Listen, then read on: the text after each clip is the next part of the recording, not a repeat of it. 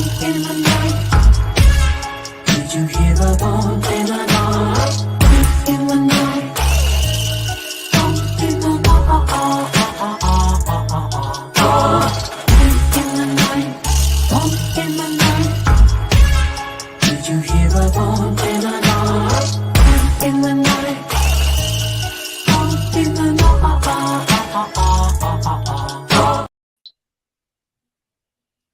Welcome to Exploring Your Society. I'm your host, Sean Bowman. I'm your co-host, Mikey B. Woo! And who do we have with us today? Got Saralee in the house with Bump in the Night. What's up, Saralee? How you doing? I'm all right. How you guys? Good, Doing good. well, minus the we were talking backstage. The my cat just left a healthy dump in the litter box behind me, so it's Blame it on the cat, Mike. yeah, it's getting a little rough in here.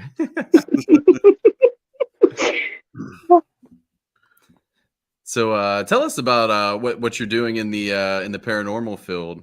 What you got going on?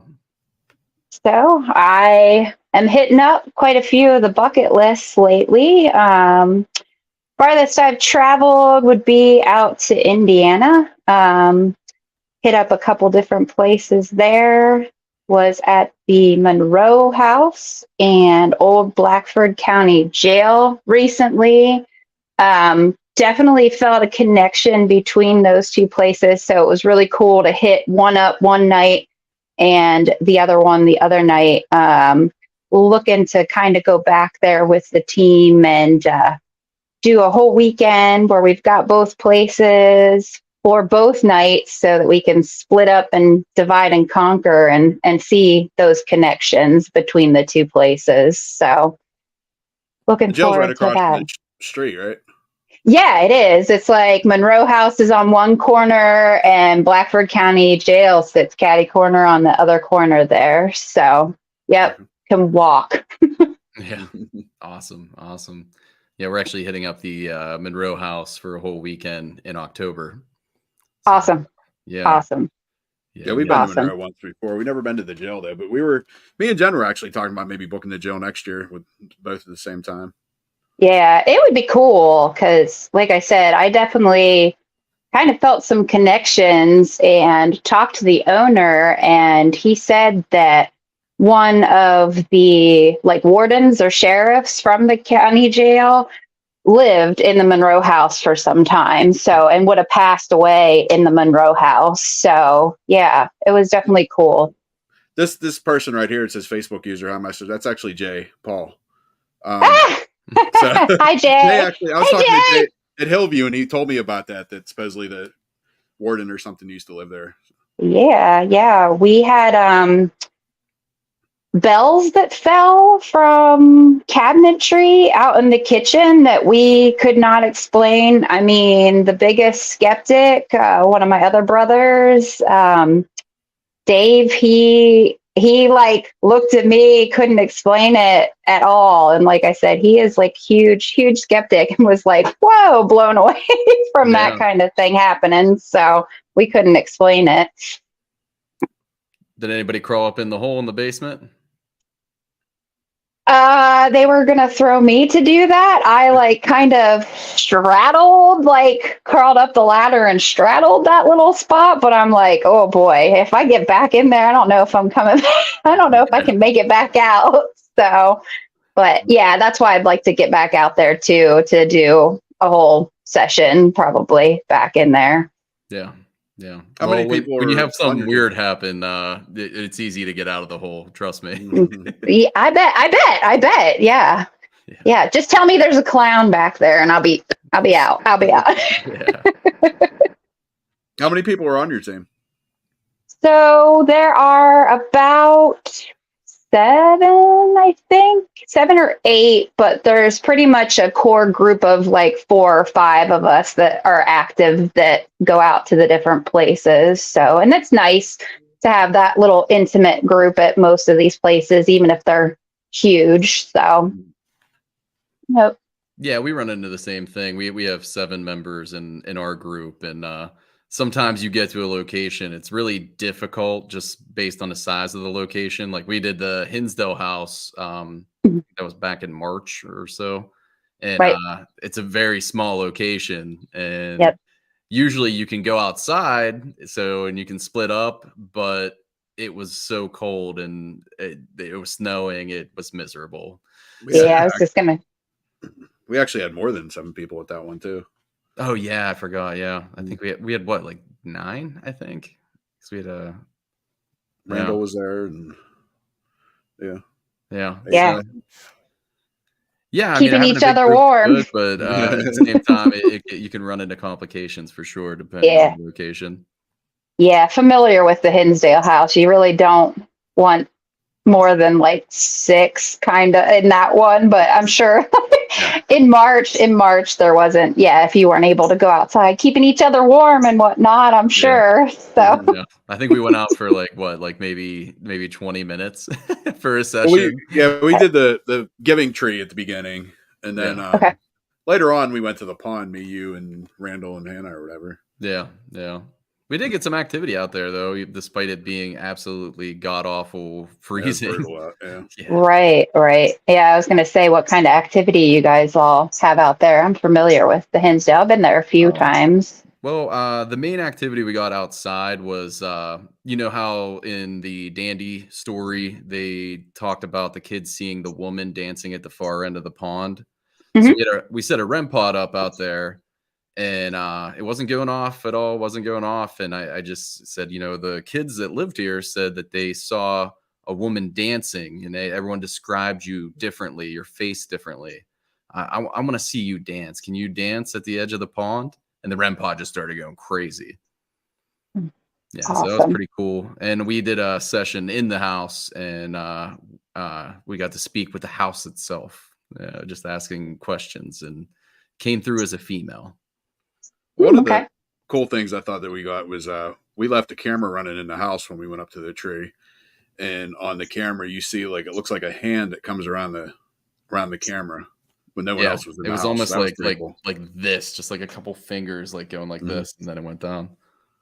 Well, that's cool. Upstairs. In the large bedroom upstairs. So yeah. Okay. Cool. Yeah. That's cool. Yeah, it's always nice when you get, some visual evidence as well. Mm-hmm. Right. Absolutely. So what would you say as far as investigating, what is the most crazy piece of evidence that you, or not even evidence, is the craziest thing that you've had happen that validates your beliefs in the paranormal? It was very hard to explain, but a friend of mine that I had collabed with and went to Penhurst, lovely Penhurst, he actually got bit. And it's crazy because, people are like, oh no, they might not believe it, or said that we did that awful, F word that's 4 letters and stuff like that in the paranormal field that you don't want to ever hear. But I was sitting like right on top his lap because, like you said, at the Hinsdale, it was freaking frigid. When I went, it was down in the tunnel systems, and it happened to be like in the tunnel system close to the infirm and stuff where they would have pulled the teeth of the kids from them biting, from reacting to the maltreatment that they had there. And it was interesting because it was less than like 20 teeth. So you knew that it was a kid. And then there was like spots where it was removed, like as in like they had removed those good old canines and stuff like that since they were biting down on the people. That's been like the absolute craziest thing. That didn't happen to me personally, but like I said, it was frigid. I was sitting right, like bundled up close to my buddy, and he, he's like, ow, F, that hurt, and look, like pulled up the sleeve, and it's starting to, flare up like if you fall down off a skateboard and stuff like that. So it was pretty crazy. But Penhurst is always pretty crazy. I wouldn't take any of my kids there at all, ever. So yeah, we were all supposed to go with you, but it just didn't really work out date wise. I know. So we need to get back there. Like I'm always game to go to go to Pennhurst. So we definitely need to get there. So see, I've been to their haunted house, like their attraction, during Halloween, but I've never actually been for an investigation. Yeah. I've never been to that. So there, yeah. I've wanted to get there for that, and the one that they do at Eastern State Penitentiary, kind of do like a. I've been to that one too. It's spooky season. I mean, today I don't know, in your area, but there's the hint of spooky season fall in the air today. So. I work for Lowe's, and we actually have all our Halloween stuff up already. We just put all of it up. So there you go. I need that like 12-foot, 15-foot freaking scarecrow, man. Like I got my eyes set on that. Yeah. And my eyes set on him. So. Birthday present, brother, if you're still in the house tuning in. So what type of places do you like prefer to investigate? Because me personally, I like to investigate like the houses that have mystery to them. Right. That's what you prefer as well? Yeah, I was going to say I had my first personal paranormal experience when I was 9 years old. My parents called me batshit crazy, but like everything has just magnified over the years with experiences and sensitivities and such to things. But yeah, it's really, I got into the field to help people. So I would say like residences, like going out and, trying to help the residents there and essentially just tell them they're not batshit crazy, like my parents told me, because, 7 times out of 10, they're really not crazy. They do have some type of experience. But yeah, the residences are like my number one, but it's always fun to get with the gang and, go and do these bigger places, Pennhurst and, out in Indiana and Ohio, I think to date is like the most haunted state, I guess, or lots of stuff to go there, in my opinion. So, at least they have the most places you can investigate. I feel like a lot of states have that too, but they just don't have the, openness to. Right. We don't want the liability of you going home with a ghost or anything like that kind of thing. Yeah. Yeah. So talking about the house cases and that, how do you weed people out to know that they're not just nuts? Yeah. I am a people person and stuff like that. So they usually send me out like as the bait to see with that. It's actually gotten to the point, like if we really think they're crazy, like you can do background checks, and it's not like a bad idea to do background checks on people. Because like I said, 7 times out of 10, they'll have things going on, but there's those 3 times out of 10 where it might just be a psychological, mental kind of issue and stuff like that. And then of course I'm still, doing what I got into it to do, because I can help them and, kind of put them their way medical wise too, suggestions as well, to help them out. So, but yeah, we have kind of like a little, what's going on, like how long have you lived at the residence, basic questions like, are you on any kind of medications? I mean, because there could be hallucinogens or whatnot that they're on, and basically go out then to that place or talk to them on the phone to kind of see if they're crazy as well. But we really haven't had to do many background checks to going places. So, but we've kind of stopped, and I say they're my favorite and I miss it, because we kind of put like a halt to it, not really taking on too many with that wonderful COVID that happened and stuff like that. Because then there's always the liability then for your teams and stuff like that too, because somebody could get that wonderful word and then say, oh, it was you guys from coming in to help us. So exactly. So yeah, so haven't been on one in a while. So yeah, I'd like to get into more residentials. It's just scheduling can be difficult. I mean, we were supposed to do one recently, which Okay. Had had a really cool backstory. oh too. my god, I did so much research. Sean and I both Ah. did, and then they ended up backing out last minute, and Oh, yeah, darn. oh my god, it would have been an amazing one. There was an unsolved missing person from the 80s that they've never found that lived there. Oh, There was wow. numerous murders on this same street too. Yeah, it was. Oh. Oh my god, I was so excited. Ooh. Just wanted Ooh. that's what always gets me. Like I always tell Sean and everybody, and a lot of people also believe it in the field. There's paranormal investigators, and then or paranormal investigation, and then ghost Mhm. hunting. Like I always feel like when we go to the asylums and stuff like that's more ghost hunting. It's Yep. fun. It's still, I mean, you can still do experiments and whatnot. But I mean, give me the Bel Air house, give me Hinsdale house. Let's do a residential. Let's figure out, solve a mystery. Right. Right. Because I enjoy doing just what you said, Mikey, is like the history behind stuff, like digging up that research and whatnot, because it's fun to put like the puzzle pieces together and then put it all together, find that missing piece for people. So Yes, definitely.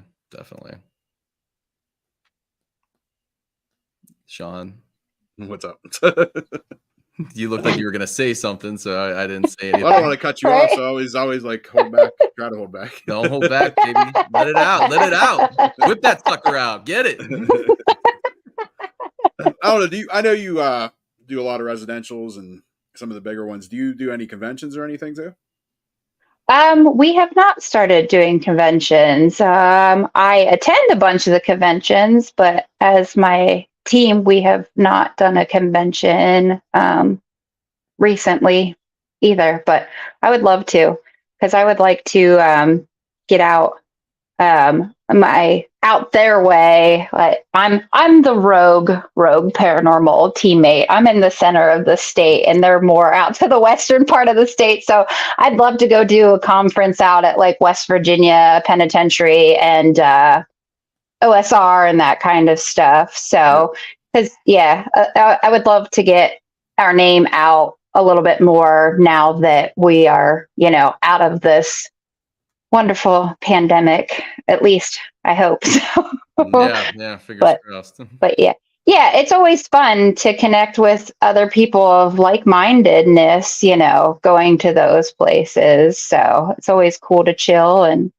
I always run into you guys every time I, go out to one. So it'd be cool to have a table set up beside y'all too. Yeah. The person who just sent those smiley faces, actually, she works for West Virginia State Penitentiary. It's Tina. Oh, cool. Cool. Awesome. Yep. Hey. Yeah, it's always fun. I always I do sales for work. So like I always like to bring that, but to the conventions and try to sell our merch. But I always feel like he's our used car salesman for sure. Yeah. But it's like right. It's like at work I have to be all professional, and when I'm trying to do a sales pitch, this one I can just like be a total dickhead and, and be like, hey, look at a beautiful bump in the night handbag. Like your handbag looks really good. This one looks better. It's got like a ghost and stuff. It's cool. Go for it. Yeah, for sure. I mean, we just did Indiana State Sanitarium's convention. Nice, SCON, yeah. And this lady had to have been 80 years old, I think. She came up to us like with her cane, and she asked Jen, "Did you guys get anything at the public haunt last night?" And she's like, "Yeah, Mike kept getting all this sexual stuff in during two Estes methods." And she's like, "Well, tell me about it." I'm like, "Are you sure?" She's like, "Yeah." I'm like, "Are you cool?" She's like, "Yeah." I was like, "All right, well, at one point, I'm laying in a patient's bed and it said penis a couple times very clearly. And then then it said forehead. So I ripped the headphones off, ripped the blindfold off. I'm like, I'm not getting teabagged by a ghost." And then I unplugged the jack from the spirit box, and I was like, "Just to verify, were you trying to teabag me?" And I turned it on, and it said just the tip. And I told this lady, and she just looked at me like, "So that's called teabagging?" I'm like, "Well, in this case, it would have been more like mushroom stamping, but yeah." Oh my gosh, that's fabulous. You taught her something this weekend, Mikey. Yeah, you're never too old to learn, you know? That's right. That's right. Well, that's like on our public. We did 2 publics 2 nights in a row. And we had these older women that kept coming around with us because they had a good time or whatever, and they must have been into it. Yeah, kept getting like orgy and prostitute and all sorts of like weird shit coming across. Yeah.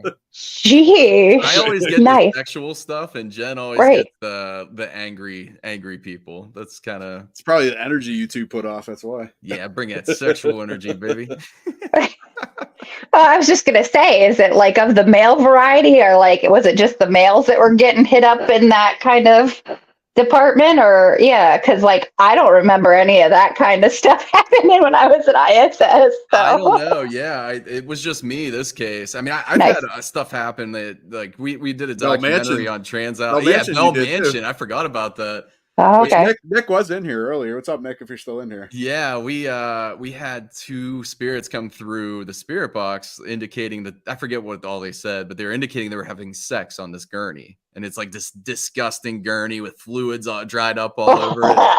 And the one guy, Corbin, that we were investigating with, just asked, "Hey, do you want Mikey to lay on that gurney?" And it came through saying yes, and I'm like, "Oh God!" So I laid on it, and I had the spirit box on me, and I said, What are the fluids that are on this gurney? And it came through clear as day and said, "Come."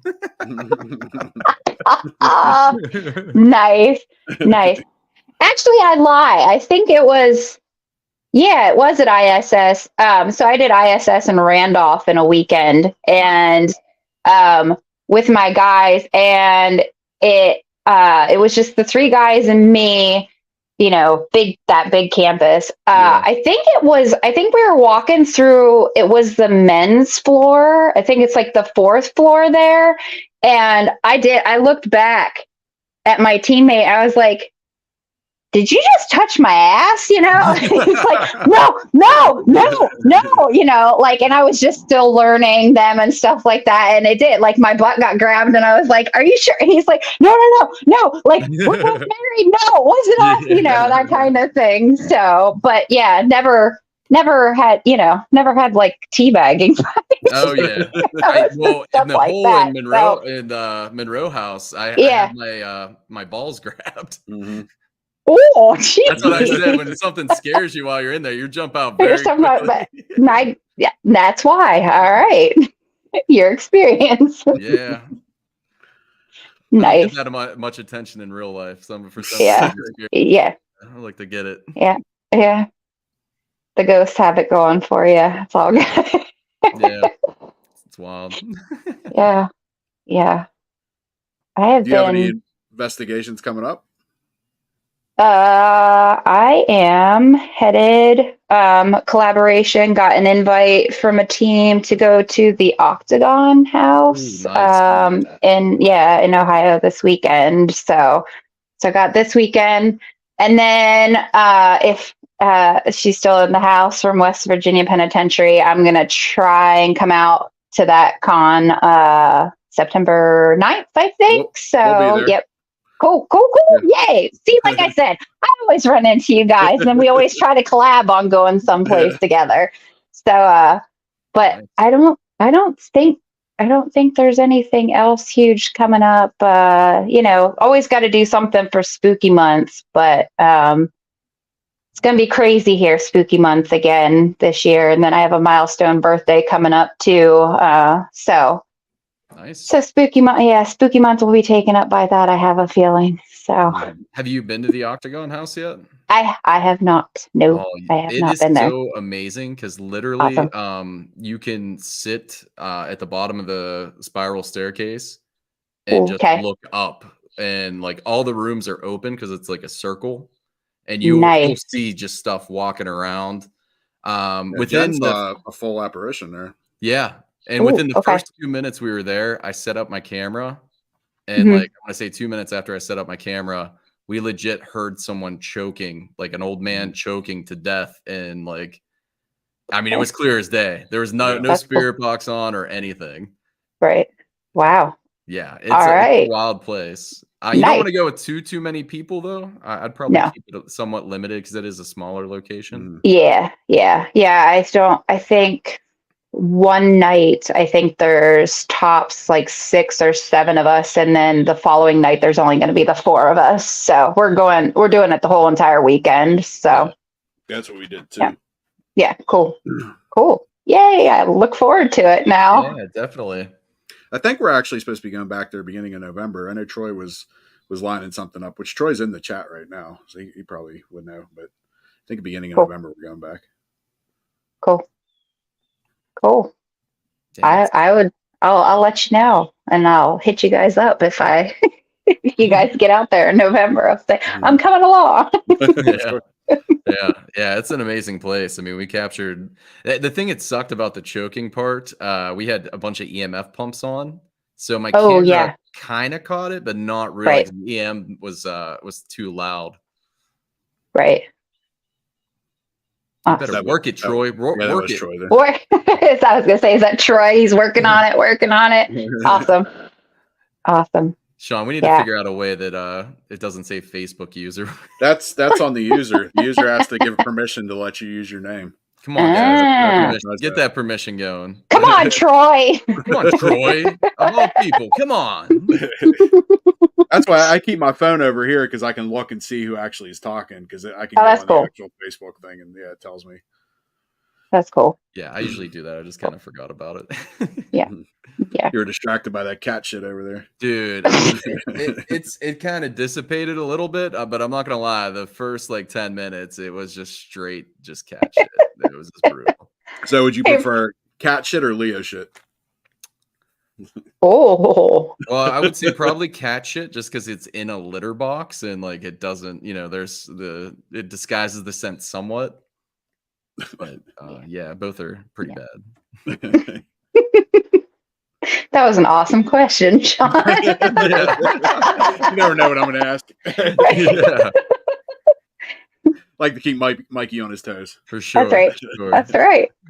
Right.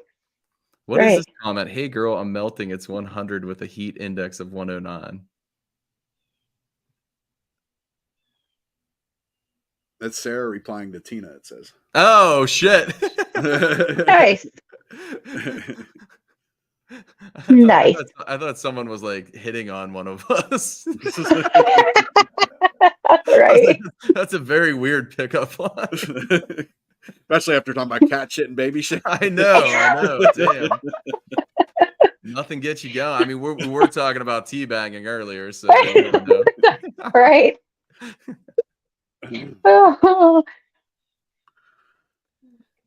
So yeah. what would be a kind of a location, like a bucket list location, if you had unlimited funds to go anywhere in the world? Oh my goodness. Well, obviously it would be overseas for a lot of those crazy wild places and castles and stuff like that. But I have a fear of flying, so you'd have to knock my ass out some way to get me there to begin with. But if I had the funds, I mean, that would cover that. But within the States, I would love to do a California trip so I can hit up the Winchester Mystery House. There's the Whaley House, Queen Mary, of course. Oh gosh, I would love to get out to Waverly. I did a tour recently since I was out investigating West Virginia Penitentiary. I drove up to or down or wherever. I'm directionally challenged too, by the way. To Tala, Trans-Allegheny Lunatic Asylum. I went through just a day tour, history tour, which was really, really cool. Would love to get into that place to investigate as well. Yeah. I know that. And we did it, but yeah, you have to have Yeah, I was going to say I would collab with teams that I trust to do that one for sure, because I know it's 150, 200 a head or something crazy like that to go. $1,800 minimum. I think it was $2,000. Yeah. I'm pretty sure it was $2,000. Gotcha. Oof. I did get hit on by a ghost there too. We have a documentary out. Jeez, I was Mikey. in the isolation chamber. She came up and said, "You're cute. You're big. How old are you? Mikey doesn't realize that's just me messing with him. So. Yeah. Man, Right. you have a very sexy feminine voice, Sean. Oh, of course you did. Of course. Why I wouldn't know. you have gotten hit on there No. too? It- Yeah. but Oh yeah, my, I've Dallas gotta, I've definitely gotta. amazing. Yeah. I mean, it's well, and there again, like places like that, they look like castles from Yeah. outside. They're just gorgeous. So, and there's so I much appreciate you history can have there. free reign there because they Hmm. just recently opened up the medical building, Right. and the Kirkbride building's the main one. I wish you Hmm. could have free reign in all the buildings, even though Hmm. I'm sure a lot of them are dilapidated and in Hmm. horrible shape. Like, I'll sign a waiver. I'll go in those. I don't care. Right. Yeah. Over the years, I think I've been in pretty much every building there because I've done a lot of their day tours too.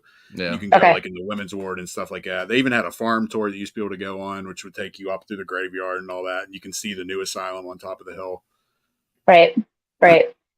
Um, Actually, like bucket list, which of course it'll never happen. That's in my area, uh, Harrisburg State Hospital. My sister lives like stone's throw away from there, and you can still walk the grounds and the campus and stuff there because they still do have some buildings for offices, but just the vibes and just the energy of that place because it was that self-sustaining farmland like you had said with Tala. It's just crazy energy just from walking around campus there that would be awesome to get into, but unfortunately I think it's going to be knocked down like some other beautiful facilities, and yeah, so never will have the chance unfortunately to go there. Yeah. Now, what if you could Sadness. teleport? We give you the ability to teleport. What would be the international location that you'd like to? International. Isn't there that oh gosh, like I would go into like Dracula's castles and stuff like that, so yeah, definitely. I know there's like the island of the dolls and stuff. I freaking hate dolls, but it would Yeah. be really cool really cool to go there, so I think I'd be more worried about the bugs on the island of dolls than Yeah, exactly. the The actual critters dolls. are always my biggest A fear. lot of poisonous yeah. spiders and snakes and all that. uh, Yeah. yeah, you just said the two S words that I hate. Yeah. That's why we had Paranormal Quest on here, and they talked about going to Australia, been hitting up a bunch of places, and I'm like, I'm good on that. I seen those flying flying foxes. They're like Oh massive yeah, bat. Like, I'm good on right. that shit. Right? Yeah. Yeah. I just saw Yeah. something today, like a meme or whatever, and it was talking about this guy that raised this hippo, and he used to like ride the hippo and that. And then like a year or two down the line, the hippo ended up eating him. So Yeah. Yeah. I don't know about some of those wild animals out there. Like, Yeah, definitely not. Yeah, because hippos are vegetarians until you like piss them off. Yeah, So brutal, or whatever. Like they kill more humans, I Right. think, than any other animal. Yeah. Yeah, Yeah. Crazy. Oh. for sure. So, what is as far as like those mystery locations? Do you feel that there has to be a lot of death at a location for it to be haunted, or do you feel that just energy can happen at a location? It doesn't have to be a miserable location filled with death. I think it's basically Mikey off of like vibration, like vibrational field and energy and that kind of stuff. Because like you have the fear and stuff like that people can put out, and it's just putting out that energy that once we die, I just think we're pretty much here with continued energy and whatnot. So I don't really think that there has to be a bunch of people that die there. I think just where you're at and the energy that you put out in fear and sadness and all that kind of stuff can just have like an open playground for spirits to come on in and stuff, or anything paranormal really. So Do you feel that you can leave an energy imprint at a location, or even at your house, that you can interact with without having to be deceased. I think so. I kind of highly believe in that.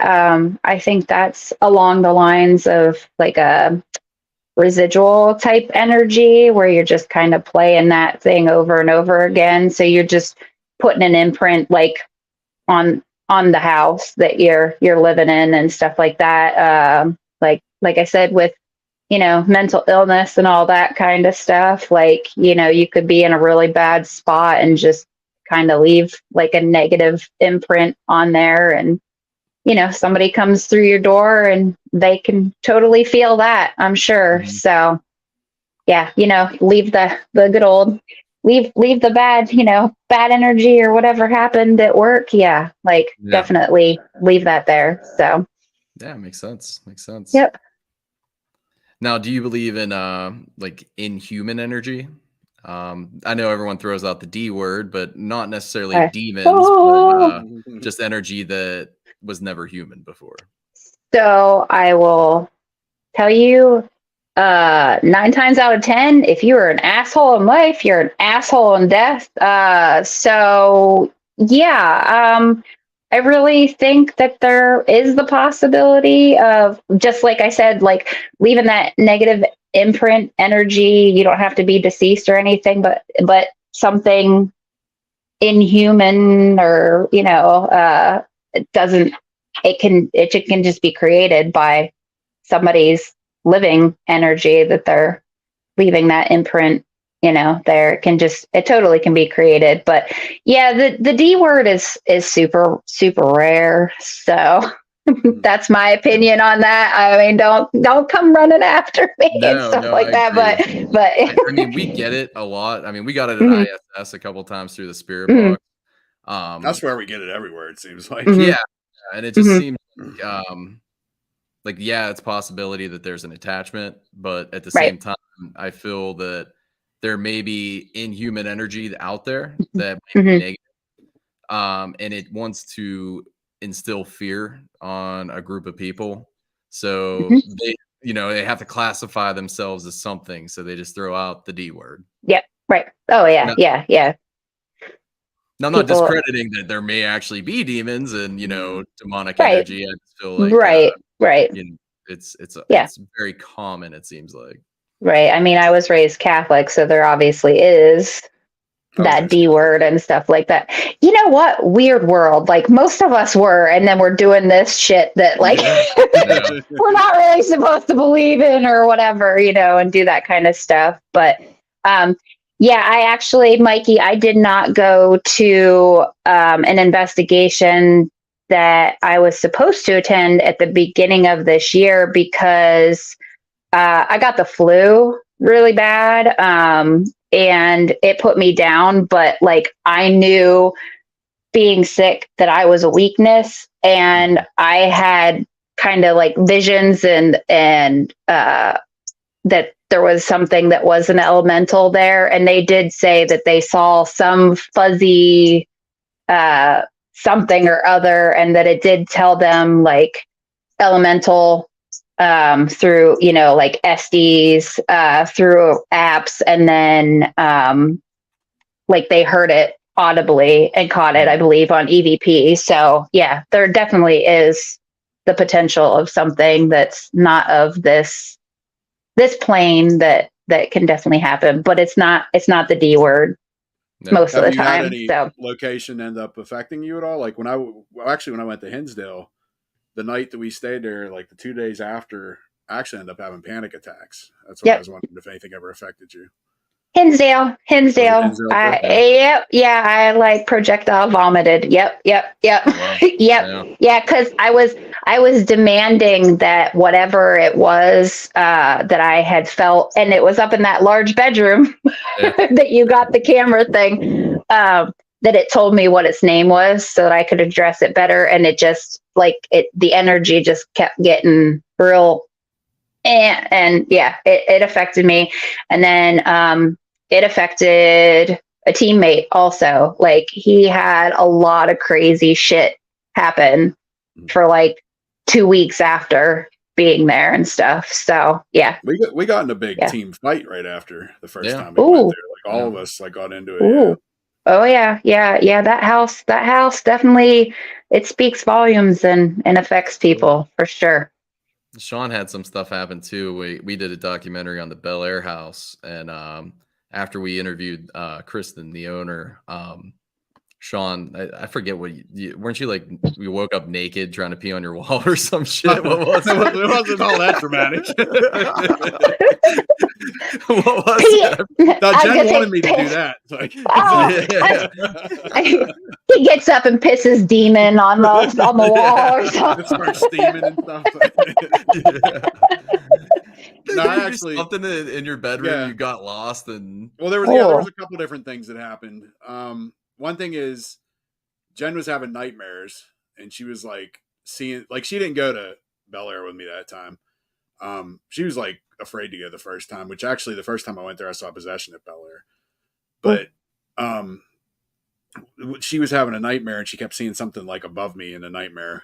And then there was another night after that I heard her. I thought I heard her crying, and I was like, what's wrong? And she was like, what are you talking about? And I was like, I thought I just heard you crying. So that was weird.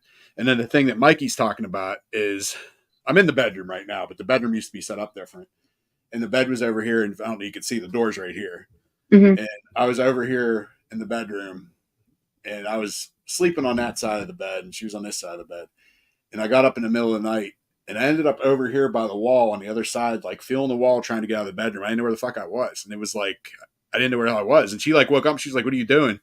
And I just went out the door, like ignored her because I like felt so fucking stupid. But yeah, I was like so out of it. I didn't know what the hell was going on. He leaves it out, but he was pissing too.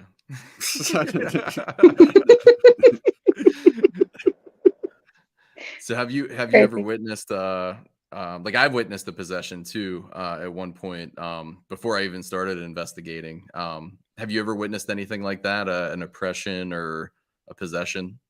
No, I have not. No. Hopefully I don't have it. Yeah, exactly. The only time I was ever scared on an investigation was there. Yeah. Yeah. That's crazy. I've heard the Bel Air. I got my balls grabbed in Monroe House. But that whole, like, it's very scary in general because I had to kill like probably 10 spiders, like nasty looking spiders, just to get up in there. Drop my phone. Right in the litter box there, Mikey. Oh shit! I hope not. Oh no. Hey, Kristen's actually watching right now. What's up, Kristen? Hey. We're just talking about Bel Air. Nice. Yeah.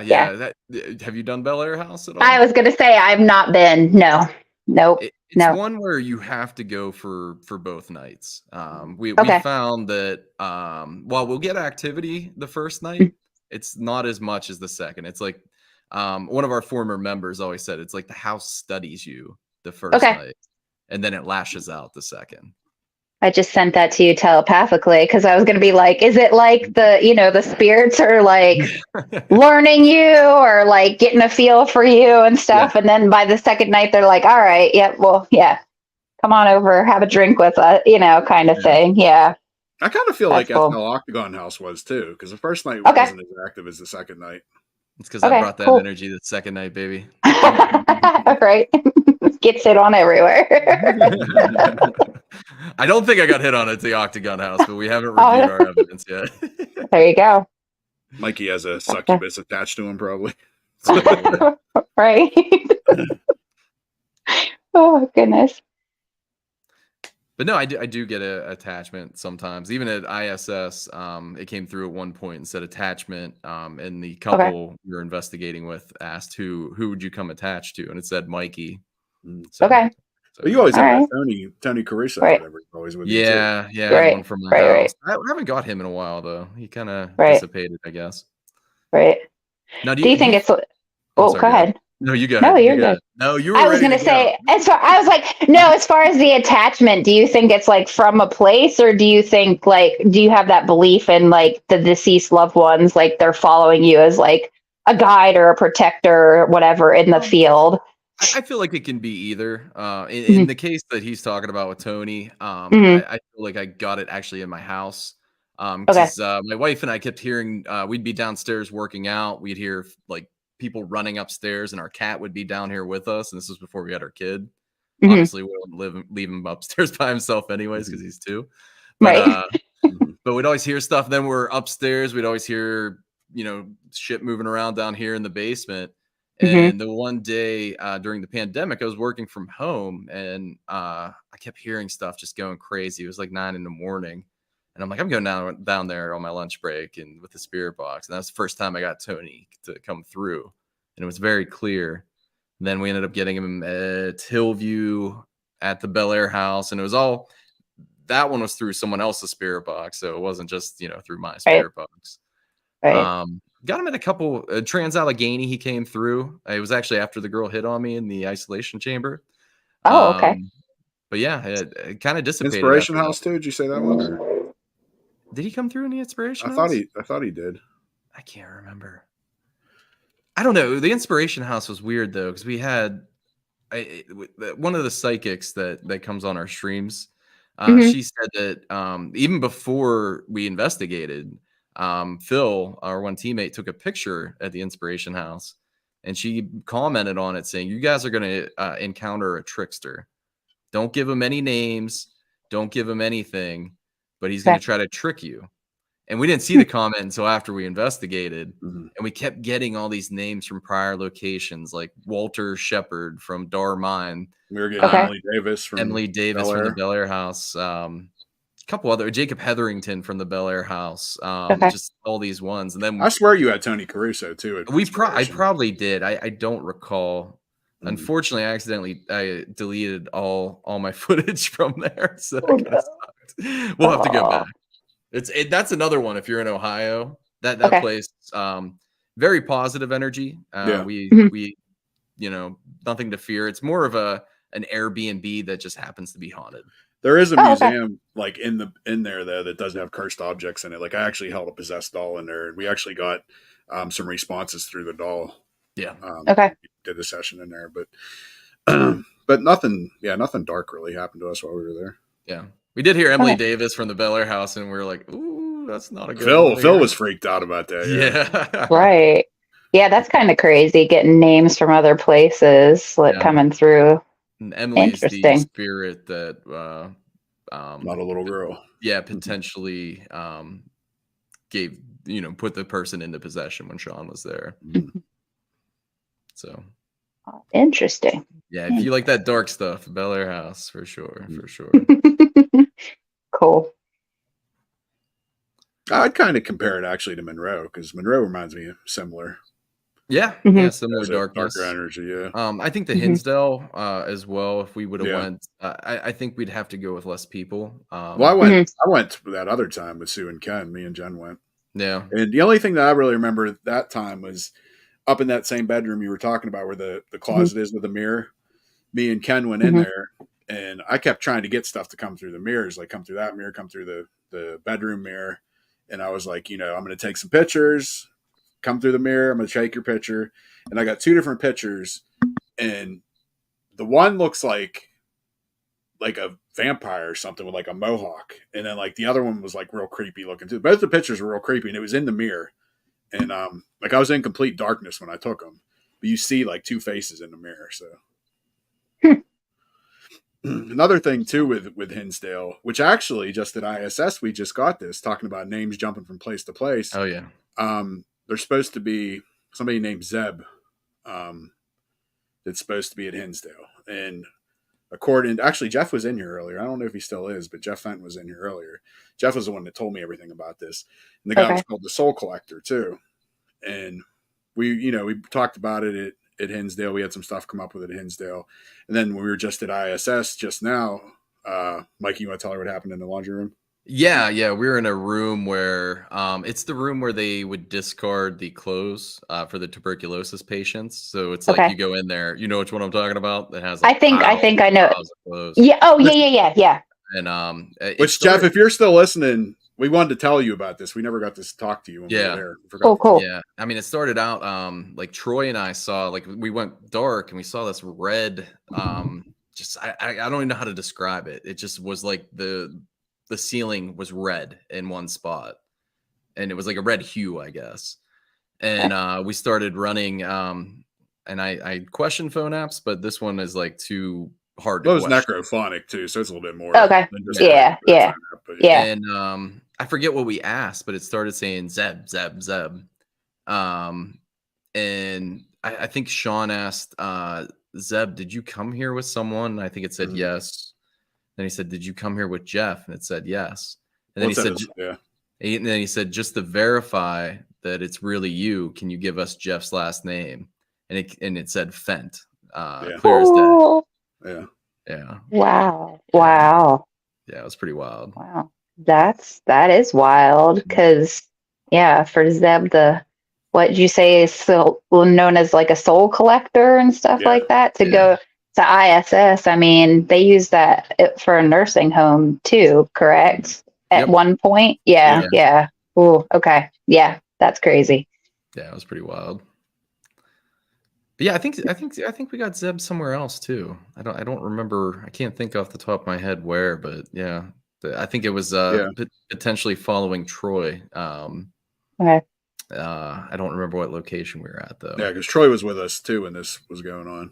Yeah. Like, awesome. I might have attachments, but I definitely don't want Zeb. Yeah, no, not a good one to have. Yeah, sure. That's why I asked your opinion there with like attachments. If if it's more like family member kind of feel, or if it's definitely something that you've picked up from your house or other places and carried with you. Yeah, and I do think it can be both. Now, do you think that the energy of an attachment can eventually dissipate and that attachment would go away, or do you think it would constantly be feeding off your energy? No, I think you could totally rid that energy. Definitely. Yeah. I don't think it's Tony's like a good guy. All right. I was gonna say, I mean, I believe you can, they can go and they can dissipate and stuff like that. So that's not saying you be like, yo, Tony, come back, come back here. Yeah. Get over here. Get over here. Come back with me. I miss you. Now, what do you think about using paranormal investigation tactics at a place that's not necessarily known for spirits, but has energy? Like, I always wanted to go to like Stonehenge and use paranormal tactics and see what kind of energy you can get that comes through to communicate. Yeah, I'm always open to doing that kind of thing. And I know, like, I've gone to cemeteries to do that kind of, it's thought of as paranormal and stuff like that, but I really don't think that like people's energies are at the cemetery. Like, that's just where your physical body was like put in the ground and stuff like that. I don't really think people's energies are there, but I'm always open to messing around, trying to get some type of communication anywhere, anywhere, everywhere kind of thing. So that's always, just going to some place that I'm fearful of, like dental anxiety. I think that's like one of the most happening places that spirit can be, because there's a lot of people that have that fear, that dental anxiety and stuff. But you can just be like, hey, grandma, like, help me through that, or like, give me a message today or something at a random place like that, at a dental office, because your energy is like way, through the roof kind of thing there, as are other people's. So not a typical place for, ghostly or spiritual energy, but definitely can try and communicate with them there. So now, being more open to the paranormal and that, do you think that, like, it'll follow you around now more? Because like, I know I've had experiences where, like, I used to work at a school, and I don't think anything has to do, like, I don't think the school's haunted or anything. Somebody supposedly did die in the school, but there was times like I'd be walking around by myself and something weird would happen, like a locker would open or something. Like, do you think they would try to communicate with you now that they know like you're more open to it? Oh, absolutely. Absolutely. And I actually had a near death experience. And that's where like I feel like spirit has tried to communicate a heck of a lot more too. So, that's open to, like almost on the other side and that kind of thing myself. And they come through and try to communicate with me everywhere, freaking Walmart or, whatever. So, yeah. Now, do you feel that they are identifying your openness, or do you feel that your mind is just more in tune, that you're aware and this stuff can actually be happening all the time, but most people just aren't in tune to be aware of it? Is it fair to say both? A little bit of both, actually? Yeah, I'm thinking. Yeah, I think it's a little bit of both. Just because like I've had the near death experience and that kind of thing, that now like I'm open more so with that, like with having that experience of being quote unquote almost on the other side, like dying for a little bit and coming back. And just now like being like the other, just the other side of just being so open and just putting myself in those situations and stuff too. Because I think all of us could we all have like a little bit of that ability to know and like sense like the spirit world or paranormal world, but it's just like how much energy you're putting into it. So I think it's really like all about that openness. It's just like kids, like ignore the bad behavior and it should go away, but like we're like open, so it's like hey, like talking to a kid or letting the kid do the behavior, like hey, pay attention to me kind of thing, and you do pay it attention. So it really, it's more because of being so open, but fair to say a little bit of both. Yeah, makes sense for sure. Now you do the SDs in that, right? Yep. Because I think more and more you do that, like I know the more and more I've gotten in tune with stuff, it seems like. Yeah, because it was recently, within 6 months that I started doing the SDs. Like I never really did that. I actually would not go like thrifting and antiquing and stuff because I was afraid like I'd bring something home and stuff. So I've recently done both within the last 6 months. But it actually was in Indiana that I did like a back SDs, like did 3 SDs. Let me tell you what, it felt like I ran a freaking marathon. I don't know about you, Sean, when you do it, but yeah, it felt like I ran a marathon. But yeah, I think I'm a little bit more open, especially to, like the ghosts in my house and that kind of thing. Like they're like, hey, you'll go somewhere else and talk to people. Talk to me. Yeah. So yeah. It's like your dog when you come home after seeing other people's dogs and they smell it on you and they're like, oh, you're right. You're cheating on me, bastard. What? Yeah. It's funny you were talking about the antique stores too, because I've taken a K2 meter before and went through like Goodwill and like seeing if I could pick up on stuff. Right. Yeah. Oh, that's a good idea. I might have to. I might have to do that. Should I buy this doll? No. Which I've run stuff in our own house too, and we have 3 urns in the house. Like I have both my parents in an urn here, and we have another friend that was in an urn here. But we also have a lot of the last rites crosses and stuff like that. Okay. And I've gotten a lot of readings on the urns, on the last rites. Not all the time. That's another thing that makes it like, like it's not like a constant thing. Sometimes I'll get a reading, sometimes you won't. But I've done that before. Yeah.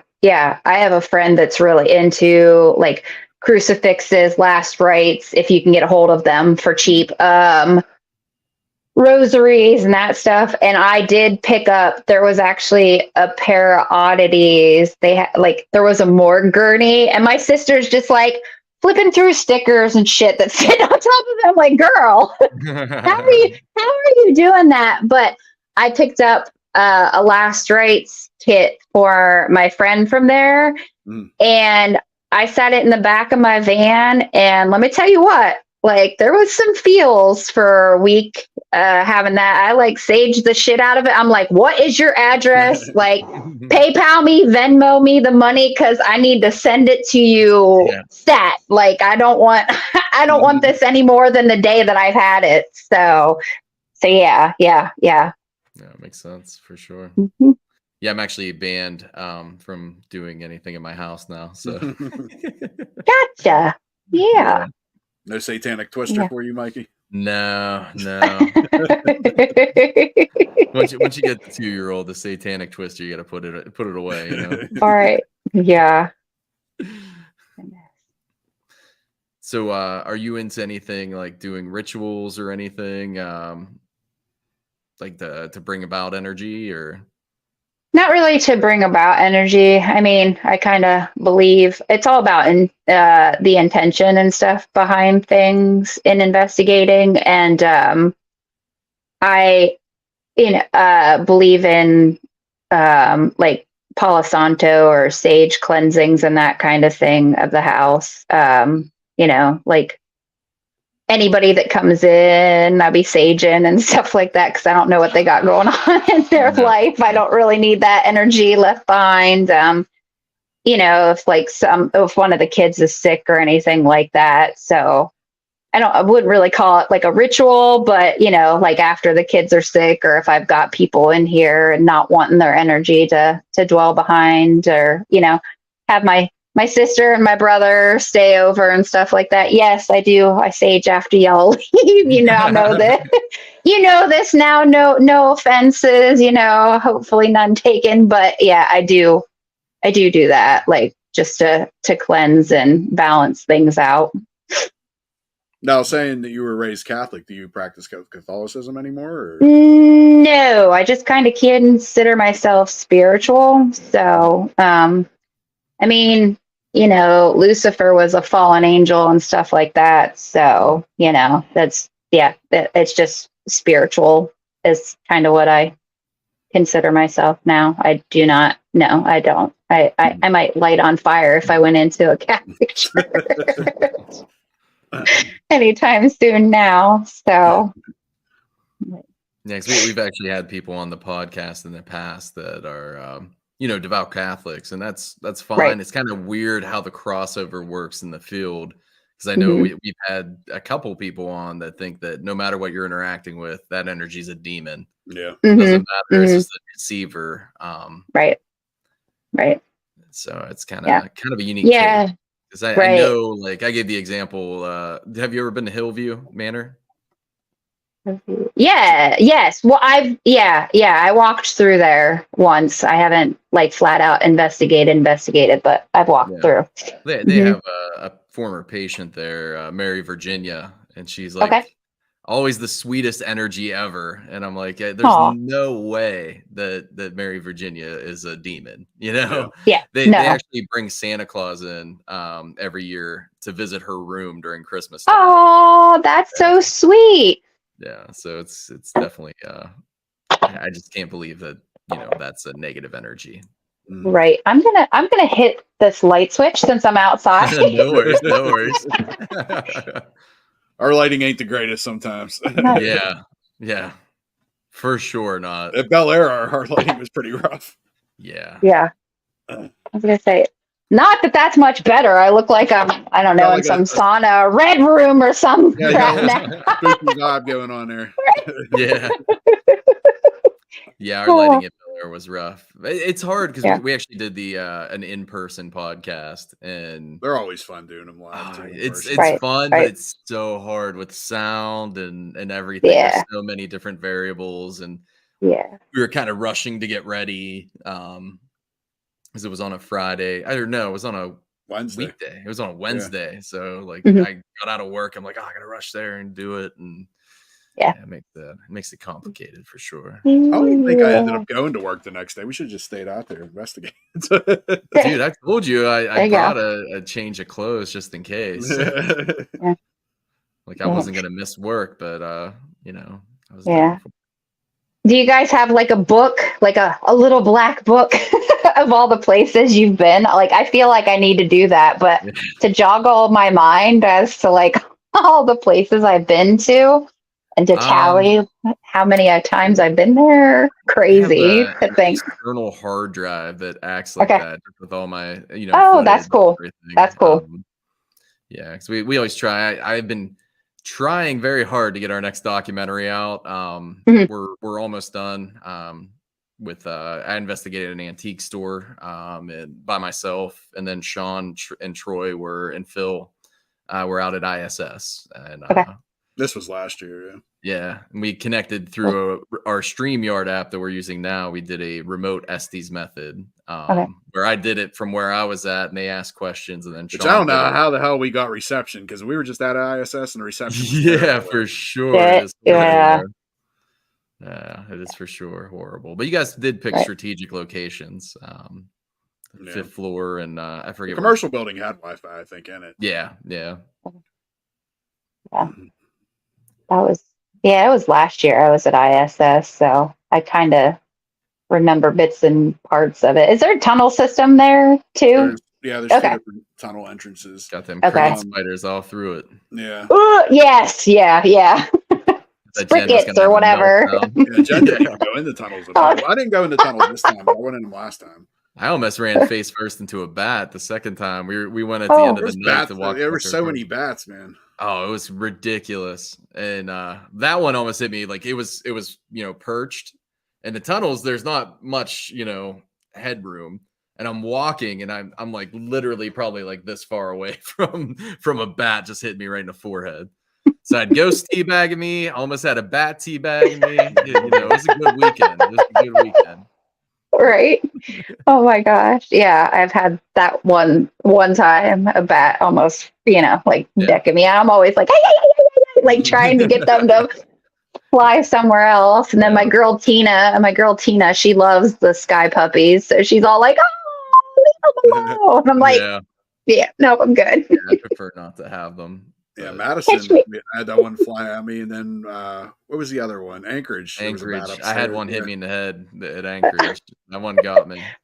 It wasn't like it didn't like attach or anything like what are those face suckers from Alien or whatever. It just kind of glazed me as it was going by.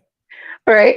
It was actually Madison, Sean, that I almost got decked with one, because there was the one room and there's like 4 of them just going nuts. And I came out of the break room and it came flying across, and then we went down into one room, and the camera guy we had at the time was doing an Estes, and he had a blindfold on and everything, and he didn't know what was going on. It kept flying all over the place. We're like ducking down and getting out of the room, and he's just sitting there like talking to himself. Jeez. That's crazy. I mean, the Estes, you're so vulnerable. I know we did a double Estes at the Octagon House, and they say that sometimes raccoons will come in through the chimney. And we did it up on the balcony, and everyone was yelling down, yelling questions up at us from the stairwell. Right. And I'm like, I'm sitting here vulnerable. I can't hear anything. I can't see anything. I'm gonna have a goddamn raccoon jump on my lap and start just scratching my face, and I'm gonna fall over this balcony and die. Then oh my gosh. Well, that's where all that you were talking about, Jen getting all the anger too. There was a lot of anger at that one too. There. Yeah. We got. They were talking about they were talking about her daughters, and it even said something. Her brother had a heart attack at the time, and it said something about a heart attack and everything. Oh wow, that was crazy. Yeah, it was like literally on point too. She, I think I said brother, and then hospital. And then Sean, they were live streaming down there, and he said, why don't you fill them in? And she said, yeah, my brother. You said heart attack at one point too. Yeah, this was right after. Yeah, she said, my brother just went to the hospital. He was having heart complications. And right as she said that, I said heart attack. Mikey didn't even know about that. Me and Jen were the only two that knew. Yeah, it was pretty wild. You're gonna love this place. It's honestly, it's watch really it be dead now you're hyping it up. It's gonna be dead. I know. We got so much cool shit there, and it's gonna be like, what are these be like talking about? Yeah, right. Be like, geez, no. Some of the people around there too Yeah. some interesting Oh people. yeah. They were Oh. like out on their quads, blaring music, grilling, no shirts on in the middle of the night. Yeah. All You're like, does anyone right. hear? Can you make a noise? And you'd hear some Kid Rock coming through. Like, okay. Now, do you feel like like I know a lot of locations, like I always like talk about the Bel Air house. That's probably like my favorite place to investigate. But Mhm. I've had other people, talking about the Bel Air house, and they're like, yeah, we didn't really get anything.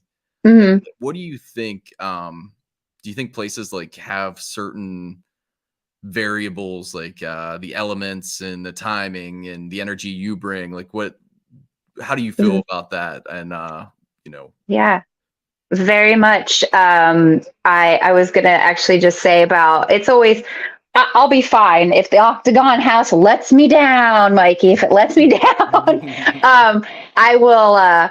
I'll just enjoy the time because I consider them. I call them family, like friends that are family. So like my team, like it's family. So we always, we're there.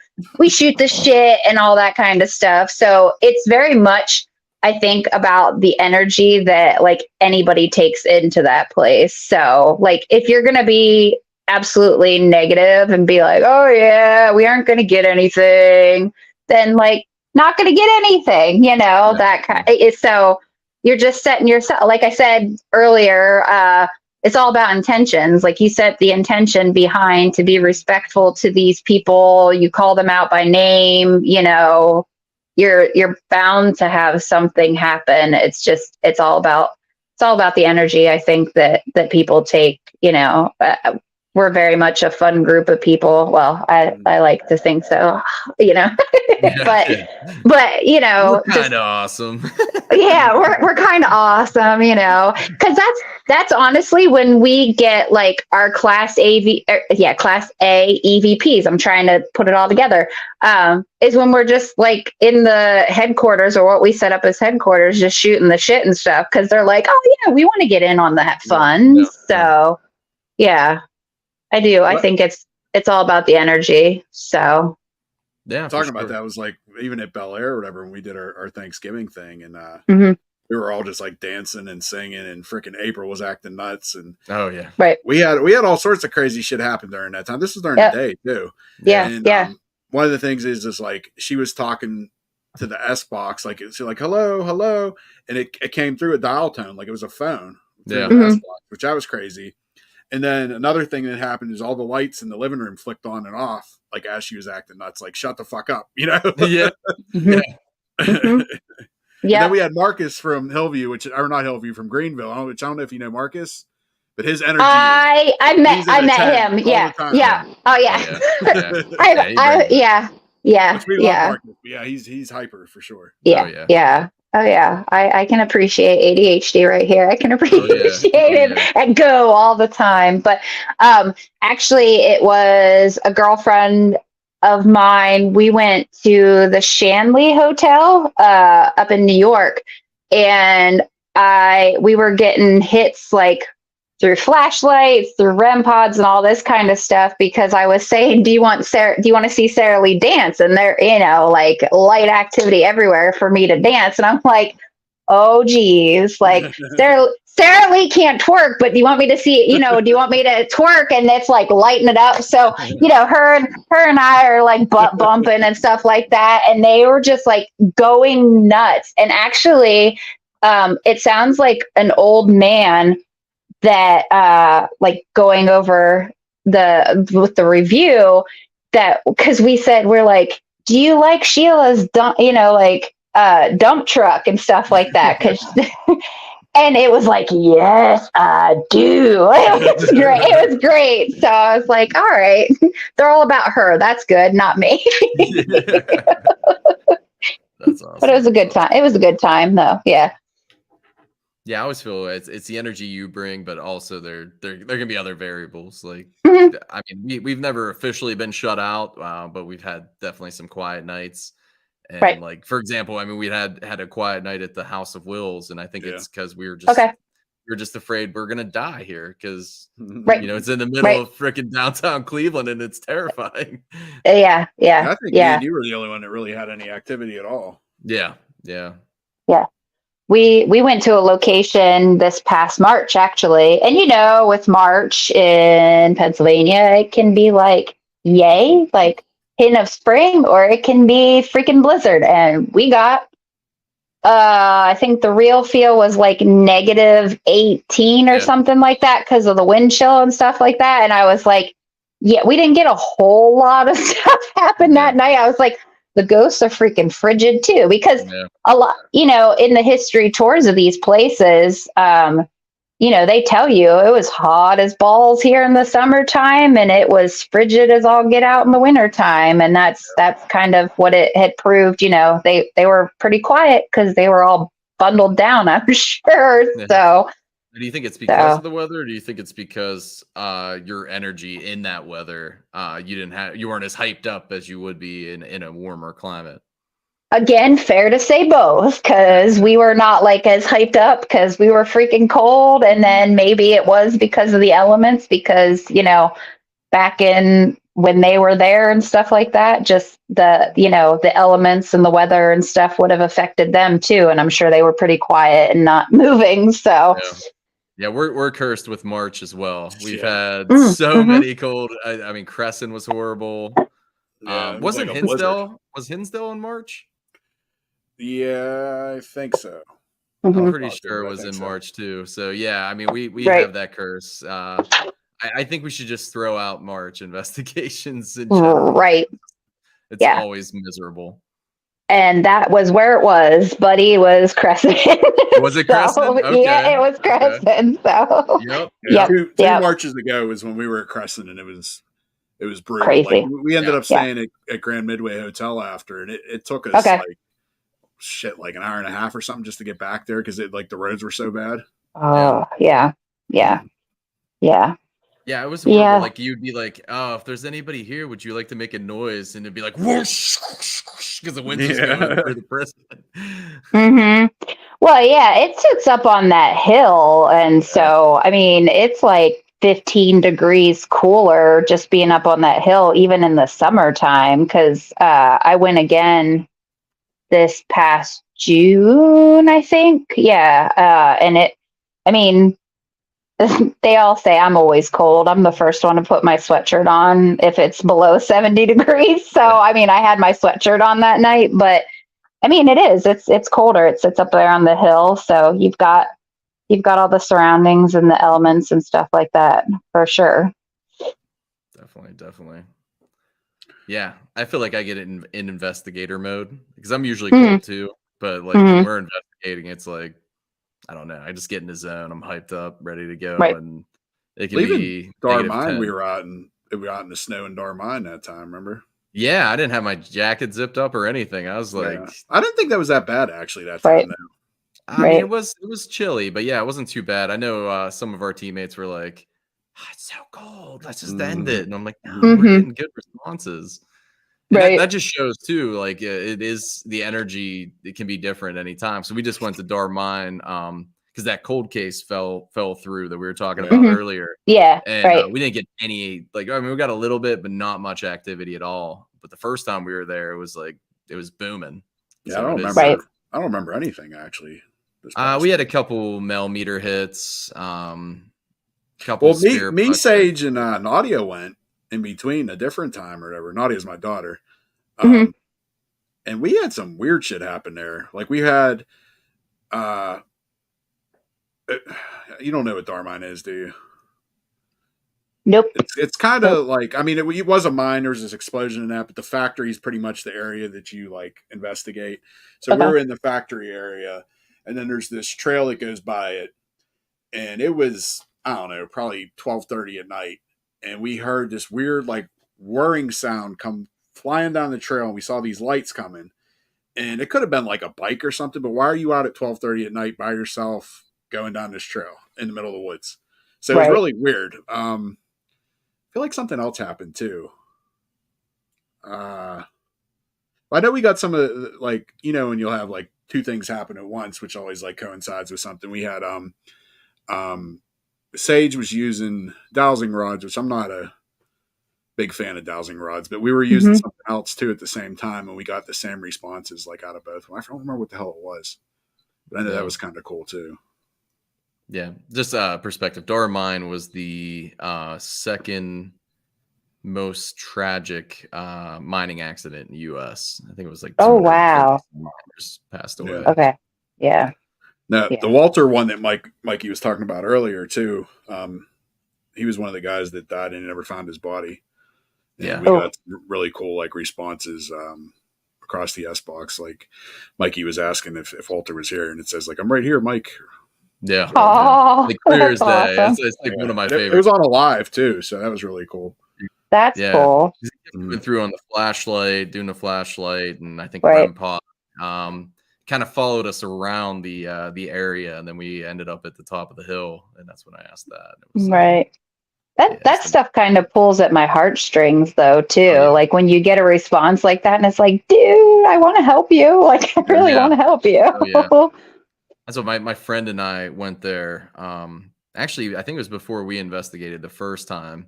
His girlfriend broke up with him, and I don't drink, so I'm like, well, we can't go to the bar, but I'll take you to haunted locations. Right? And we kept getting stuff. I didn't hear it until the review, but we kept getting stuff like, we're on fire, we're burning, like through the spirit box. So yeah, it was definitely sad for sure. Yeah, and it's sad. Like I always feel bad too when we're using like the spirit box, because a lot of the times you can't hear the responses live. It's like during the review. Right. So it seems like if you're a spirit, like you could be frustrated, like, hey, dickhead, already said my name's John. You just didn't hear it. Asshole. Right. So I can, I always try to apologize and say, like, I understand if you already responded. Sometimes we can't hear it. That's one of those like live EVP recorders would be cool. Yeah. Oh yeah. But you're talking about that. What's your favorite piece of equipment? Favorite piece of equipment? Oh shoot. I would probably say just a basic REM pod. I've had some pretty weird, some weird light up activity and weird sounds that come from the REM pod that shouldn't be. So yeah, I'd probably, and it was actually physically, picked up. You saw it come out like an inch or two from the wall and then just drop. So yeah. Cool. So poltergeist stuff happens. We always wanted to like learn Morse code, because we always think that sometimes that they're trying to use Morse code through that. Yeah. Yes, actually, I've thought that too with mine, because I'm like, damn, it's back to the, I only know SOS. So again, like it pulls at the heartstrings, because they're like, help, help, help constantly. And it's like, I'd love to know what what I can do to help you. But I would love to do that. I'm sure there's probably an app for that too, that, like live right there and then that it's like listens in and can tell you or translate it, but haven't come across doing that yet. So good idea. Yeah. Look it up, Sean. You get that app. You're the right app guy. There's an app. There's an app for everything, right? For sure. So is there anything else you want to promote, or anything else you got going on coming up? Or I'm just chilling with, like I said, my rogue mates, Rogue Paranormal, and we hope to hook up with Bump in the Night Society here soon. It's sad that we didn't, schedules didn't work out in favor for you guys to come with us to Pennhurst, but we'd love to go to Pennhurst. There's always something that happens there. It doesn't disappoint. So for sure. Any time of year. Pages you want to promote? TikTok, social Facebook, media. YouTube? We've got, like I said, we're working on the TikTok. We are on Insta, Facebook, Rogue Paranormal. I have a good old hashtag if you want to follow me and all my endeavors and stuff with them and by myself. It's hashtag Saralee Ken's Paranorm Adventures. So yeah. Awesome. I want to thank you so much for coming on. Hey, no problem. Indeed. Definitely. It's always fun. Always fun hanging with you guys. For sure. And, I'm sure we'll see you at Monsville coming up. At least I know. I was just going to say, yeah. Yep. WVP here in a couple weeks. Yep. Yeah, for sure. Cool. All right. Well, thank you so much. Hey, We'll thank see you guys. Yeah, Thank you. see ya. Yeah. See ya. Bye. Right. Thanks for watching. And don't forget, you can find us here, and here, and here. Don't forget, everybody needs a little bump in the night.